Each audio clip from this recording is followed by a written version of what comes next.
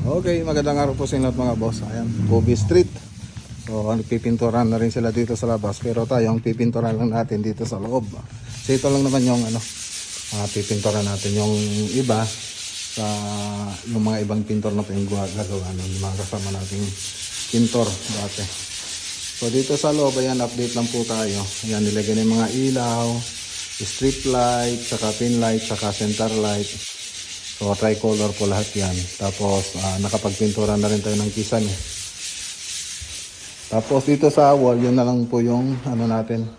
Bali inaayos natin. So malapit na rin matapos yan. So ito po yung sa may kusina. Ayan, nakapagpintura na rin tayo dito sa kusina.